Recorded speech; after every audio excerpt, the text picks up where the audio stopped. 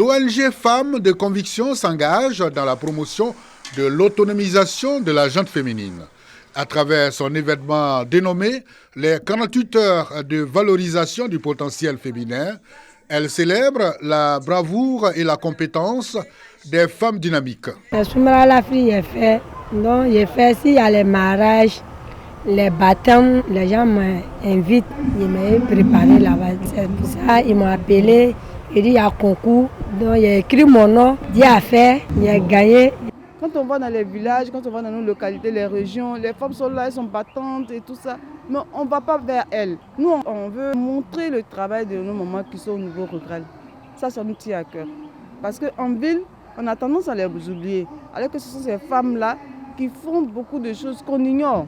La remise des trophées aux lauréates de la 4e édition a enregistré le soutien de plusieurs personnalités appréciant l'initiative, dont le DG du groupe RTI, parrain de la dite édition, représenté par son conseiller David Mobio Guédan. Le directeur général de la RTI, M. Foussoni Dambélé, s'est toujours engagé dans tout projet qui célèbre l'excellence. Il a aussi félicité le comité d'organisation qui va donc célébrer ces femmes et attribuer des prix au plan culinaire. Donc il salue l'initiative et il dit qu'il faut toujours épouser cette volonté du gouvernement de faire que la femme soit aujourd'hui autonome. Une conférence sur l'importance du numérique, des consultations médicales gratuites et une exposition vente ont également marqué la 4e édition.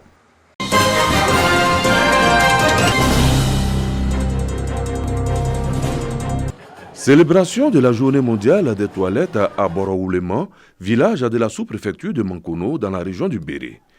Une journée visant à sensibiliser la population sur l'utilisation des toilettes afin d'éviter la défécation à l'air libre pour la préservation de la santé. Cérémonie au cours de laquelle le ministre de l'Hydraulique, de l'Assainissement et de la Salubrité, accompagné d'une forte délégation, a procédé à l'inauguration et à la remise officielle des clés de 1158 toilettes écoles du PS Gouv. Des kits d'assainissement et de salubrité sont aussi remis aux populations.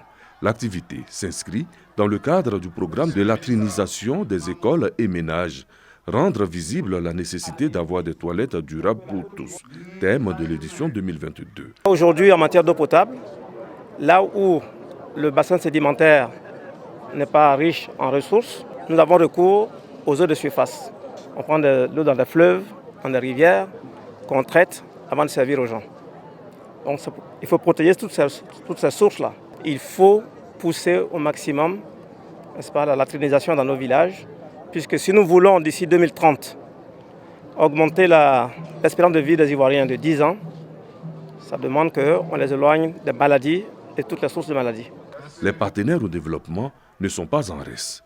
Les populations s'y mêlent. Je voudrais féliciter particulièrement le gouvernement de la Côte d'Ivoire à travers son Excellence, Monsieur le ministre de l'Hydraulique, de l'Assainissement et de la Salubrité, pour avoir choisi ce thème en ce moment où les effets des changements climatiques sont de plus en plus visibles. Nous voulons prendre l'engagement avec nos populations à continuer la sensibilisation à outrance afin d'éviter zéro défécation à l'air libre dans toute la région du Béré. Lorsque vous allez à la selle et qu'il y a une forte pluie, avec la pente, ça se retrouve dans le fleuve.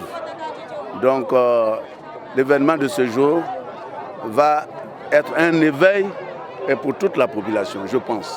Selon le rapport du dernier recensement général de la population et de l'habitat 2021, 47,2% de la population, soit plus de 13 millions de personnes, pratiquent encore la défécation à l'air libre, dont plus de 7 millions en milieu rural. Dans la région du Béré, 16 localités ont bénéficié du PS Gouv.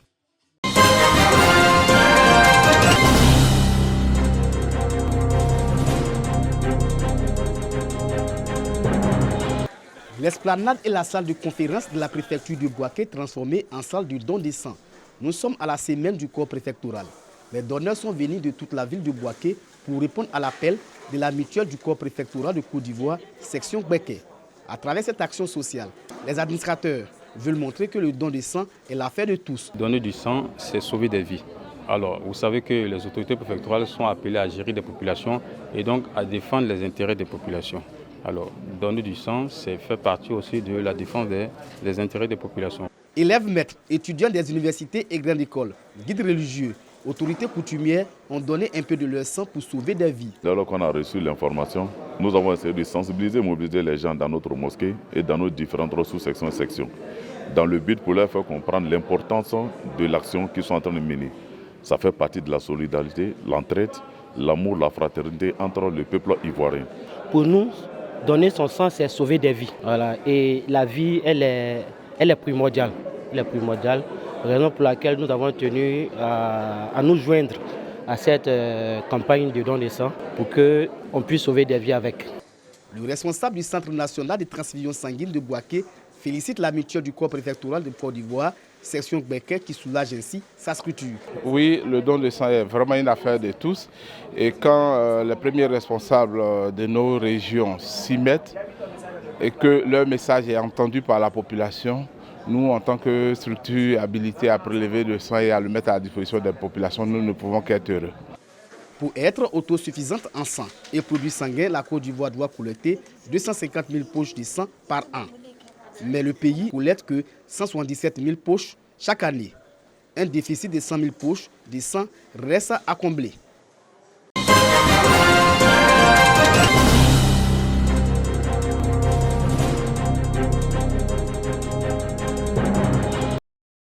Chongbon Hiram est seulement âgé de 6 mois. Le petit souffre d'une hernie depuis sa naissance. Faute de moyens financiers, il traîne encore le mal. Au début, il y a le bas-ventre, le pubis là, qui s'enflait un peu. Donc, je suis allée faire une échographie, on m'a dit que c'est une hernie inguinale. Au fur et à mesure, c'est descendu dans les testicules. Les facteurs favorisants, ils sont nombreux, mais je peux insister sur l'âge, tous les efforts qui peuvent entraîner une augmentation de la pression au niveau abdominal peuvent favoriser la hernie. Le seul moyen de remédier radicalement à cette pathologie, c'est de pouvoir non seulement réintégrer le contenu abdominal et puis fermer l'orifice de façon chirurgicale. Comme le petit Hiram, 199 autres personnes seront débarrassées de cette maladie gratuitement aux frais de la mutuelle pour le développement de Forouna. Un développement harmonieux passe par un capital humain en bonne santé. C'est à cet idéal que répond l'action sociale de la mutuelle de développement de Forouna. La santé, c'est le premier pilier du développement. Lorsqu'on est en bonne santé, on peut développer sa région. Et donc, ces deux pathologies, la hernie et la cataracte, sont fréquentes dans nos sous-préfectures. Et donc, la mutuelle a décidé depuis 3 ans d'organiser chaque 2 ans une semaine médico-chirurgicale au cours de laquelle nous allons procéder à des interventions. 100 personnes souffrant de la cataracte ont été également opérés gratuitement. Le ministère de la Santé encourage l'initiative de la mutuelle. Cette intervention qui est gratuite et qui est soutenue par la mutuelle du développement de la sous-préfecture de Forouna est à saluer parce qu'elle va permettre aux familles de retrouver le sourire, permettre aux familles de pouvoir retrouver la santé. Ces interventions chirurgicales ont coûté plus de 17 millions de francs CFA à la mutuelle. La mutuelle de développement de Forouna a à son actif la construction de forages d'eau, la rénovation d'écoles et de l'hôpital. L'organisation compte à ce jour 4 300 adhérents.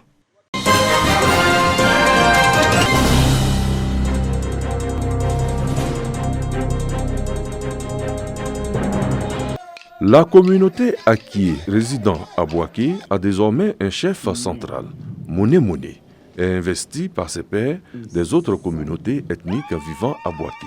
Malinké, Sénoufo, pour ne citer que ceux-là, et leur tuteur Baoulé en présence de nombreux ressortissants Akiés résidant à Bouaké.